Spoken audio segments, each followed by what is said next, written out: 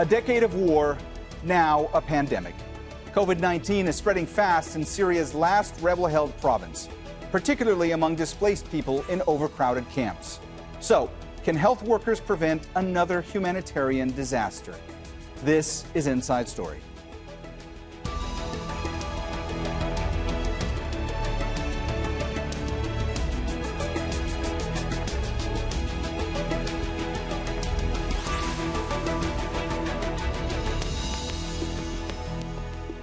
Hello and welcome to the program. I'm Mohammed Jamjoom. Much of the world is battling to contain the coronavirus pandemic. It's even more challenging in Syria. Years of war have destroyed the health system. The few hospitals left operating are struggling to cope with the rising number of infections. And in the last rebel-held province of Idlib, social distancing and frequent hand washing are nearly impossible for displaced people in overcrowded camps. Victoria Gatenby reports. Idlib province has been battered by the Syrian conflict, now in its 10th year. The last rebel-controlled enclave in the northwest is home to nearly 4 million people.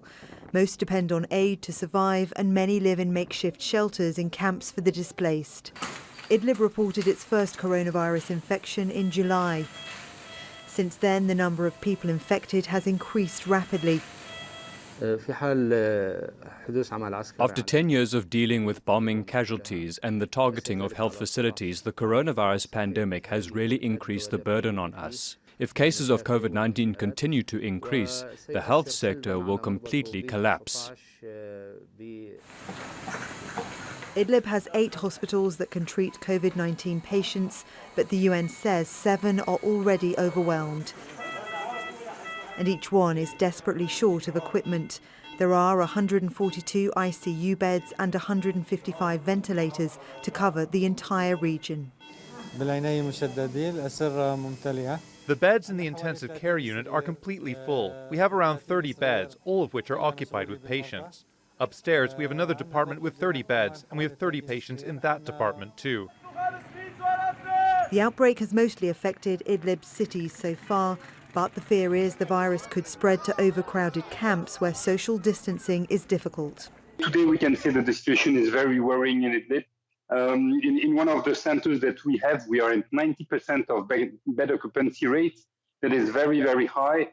We know that as of today, the capacities of the health system to increase the number of beds that are available for the patients, for the COVID patients, is very, very reduced. So we are really worried about the COVID situation in Idlib today. The coronavirus pandemic has severely tested the world's best healthcare services. Syria's, destroyed by years of war, is facing its biggest challenge yet. Victoria Gatenby, Al Jazeera.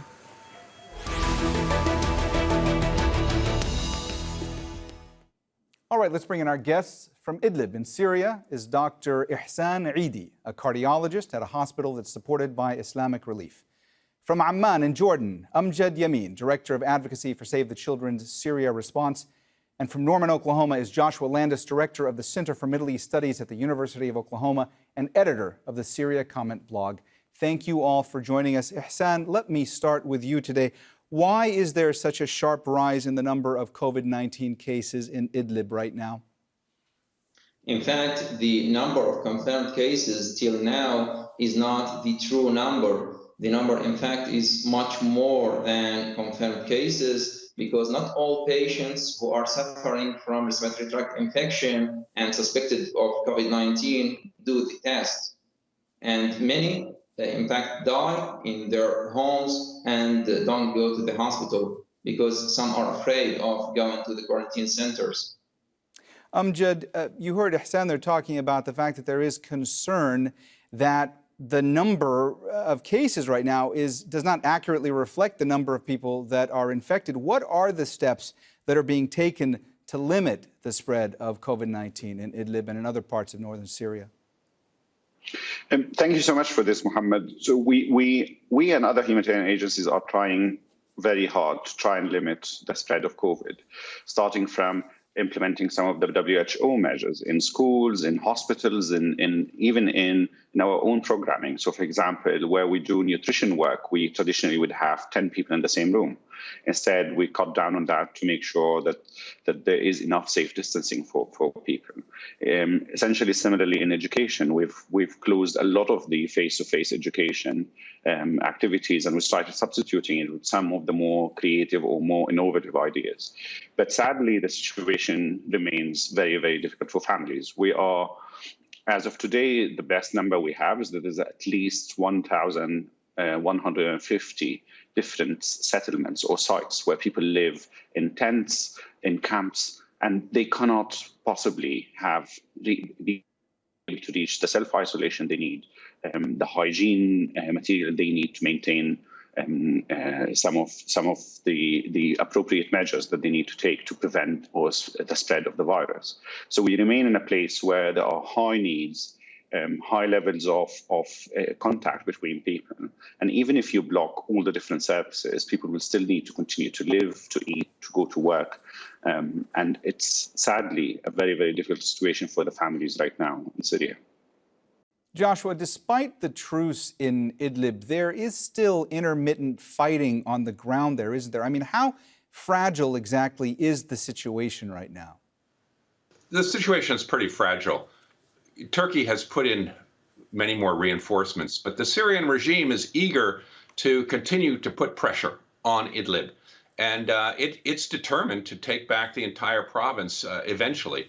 Russia seems to be backing this Syrian desire, although it's interested in keeping the truce. But as we've seen, Turkey has pushed ahead in Libya, in Nagorno-Karabakh, and this is upsetting Russia. Russia is using Idlib as the pressure point for Turkey because it's Turkey's vulnerable. It's a vulnerable position for Turkey. Ihsan, when it comes to the spread of COVID-19, what are the hardest hit areas in Idlib? Are the hardest hit areas the cities, or are the hardest hit areas the camps for the displaced people? Unfortunately, the COVID-19 is spreading right now in all the areas, in all villages, in all cities, and especially in the camps. I think he mentioned that in the camps, the isolation is impossible. How could a patient isolate himself when he lives in one tent with other members of his family? The crowding camps, the unhealthy situation, the poor hygiene make the situation in camps catastrophic. Till now, the situation is nearly under control. In fact, it's not under control. Who live here know that the situation now is nearly to explosion.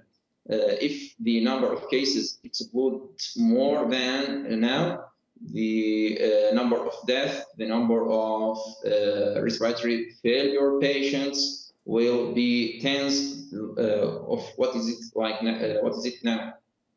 Amjad, I want to try to just take a step back for our viewers and have you explain just how traumatic things are for the children in Idlib and in northern Syria. I mean, you have, of course, the trauma that they faced for so many years when it comes to the violence. And now you have this dread and this other form of trauma, which is because of the spread of COVID-19. How are they handling all of this? How do they cope with it? It is, sadly, as you rightly stated, is a very, very difficult time for children inside of Syria, and particularly in northwest Syria at the moment. It's still unconfirmed in terms of the news, but what we are hearing today that there has been 3 cases of deaths in northwest Syria among children. And these, if confirmed, are the first cases of deaths among children in northwest Syria. And families are in this situation where they now have to balance how to feed themselves, to feed their own children, protect themselves from a virus, and somehow recover from years and years of active conflict. You still look at more than 1.5 million people in northwest Syria who are still displaced. There are still hundreds, if not thousands of them, who have no place to live in. So we start seeing children display signs of trying to cope with all of this, but without any resources necessarily available that helps them deal with this. We hear heartbreaking stories from children who either live with, say, one pair of clothes that they've been wearing for months, if not for longer. We've met children who've lived in a destroyed car with no parents until we've managed to find them to another alternative solution. And it's a very difficult time for them when they have to balance. I don't have a physical school to go to. I also don't have enough food to eat. And I need to go to school, but at the same time, I need to feed myself. Or even sometimes, in some cases, even with children who are just too young to take in this responsibility, they have to feed themselves and their own families. And you end up in this situation where a 12-year-old we've been working with in the last few months have been working throughout the day, but then studying in the evening. And it's just not a situation you want children who are under 10 to find themselves in. Joshua, if the truce completely collapses, if all-out fighting resumes once more, how much worse does that make the situation? And would it be possible to see de-escalation efforts again? Well, as your other speakers have been saying, poverty and chaos, the lack of political organization are the real killers here. And we've just heard this morning that Nepal is cutting back on its efforts to limit COVID. It's going to cut isolation centers. It's cutting all kinds of it's cutting the testing centers because it says it can't afford to do them anymore. And it's going to save its money for the vaccine because it can't afford to buy the vaccine and to distribute it amongst people. So that's happening in Uganda, Nepal, and many other poor countries. If you take something like Syria and Idlib province, where there is really no centralized health care, where there is chaos and there is this threat of continued warfare, it's out of control. And there's really very little that central authorities can do. People are living cheek by jowl in the same confined spaces. Once one family member gets it, they can't isolate it from anybody else. And that's the real terrible problem is the desperate poverty. And war only makes it worse. Ihsan, what kind of pressure is being put on the health sector there right now? How close to collapse is the health sector in Idlib?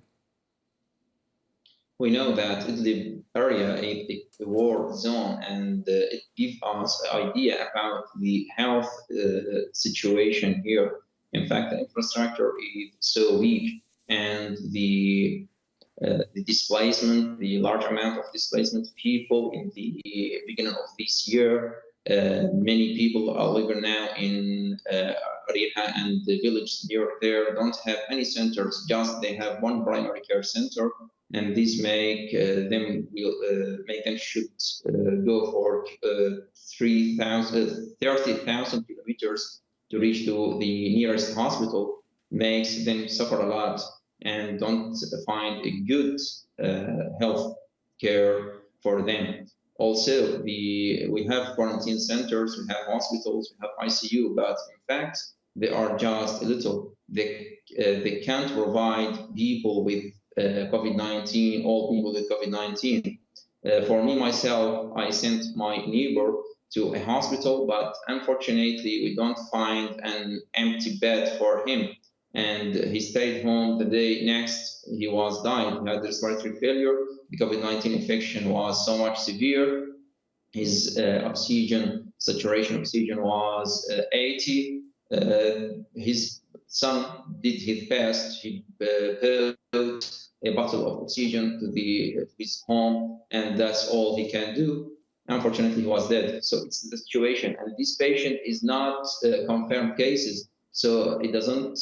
He's not counted in the statistics for confirmed and death from COVID-19. Amjad, I want to also take another step back and look at conditions in the informal settlements in Idlib. I mean, the world right now continues to tell populations to social distance. When you're talking about the displaced, when you're talking about refugees in overcrowded settlements, that is something that's nearly impossible to do. How are children, how are their parents protected against this virus at a time when they live in conditions so dire that something as simple as social distancing is pretty much impossible for them? And this is specifically the problem is right now. We just saw last week camps being flooded, people have to take everything they own, put it somewhere and try to find a new place to live. In the meantime, they have to escape explosive weapons. We just released a report this week that says globally, not only on Syria, 25 children a day are dying from explosive weapons for the last few years. And Syria is one of the major countries in which children are being killed by explosive weapons. So you're a child in northwest Syria today or Idlib. You have to escape for your life from constant fighting. You have to find a place to live, you and your family, with very little economic resources. There is no work. We all know how the economy is looking like now in Syria. So people don't have enough food, and then they find a tent to live in that eventually gets flooded. And at the same time, they're trying to social distance. It is almost impossible to deal with all of that at the same time. We see in the countries where the situation is more stable, they are still struggling to deal with COVID. Families themselves don't know necessarily how to deal with it entirely. And then you put a child in Idlib who's been under bombardment for years, has been displaced maybe 10 times in the last 2 or 3 years. The camp has been flooded and they have no place to go to. And they have to outweigh, am I more scared of the virus or am I more scared of the bomb that may fall on me and I need to escape this camp? So it's an impossible reality that families have to deal with. And they just simply try to get the best out of it that they can. Joshua, where do things stand right now when it comes to the opposition and their fighters in Idlib at the moment? You know, the opposition is in terrible disarray, and we've seen constant fighting between the various factions. Turkey is trying to organize them and bring them under control. But a lot of the fighters don't want to fall under Turkish control, and we've seen Al-Qaeda and other branches, Haras ad-Din, break away from the main group, Hayat Tahrir al-Sham. We've seen other fighting groups split and fight amongst each other as they begin to decide, are they going to work with the Turks? Are they going to try to remain independent and not work with the Turks? But increasingly, the area is desperate and people have to fall in line with the Turks. But as they do that, they get accused of being proxies for another government, and the revolutionary objectives are increasingly falling away. Ihsan, is personal protective equipment available to the population in Idlib? I mean, do people there have access to masks and hand sanitizer and other supplies?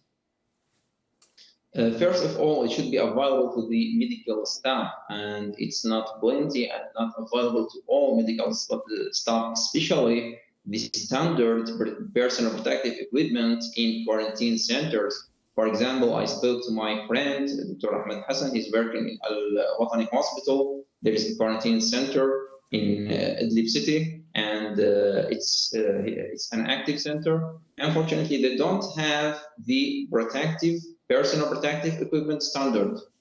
So how for the people can buy masks, just masks from the stores, and they should afford it.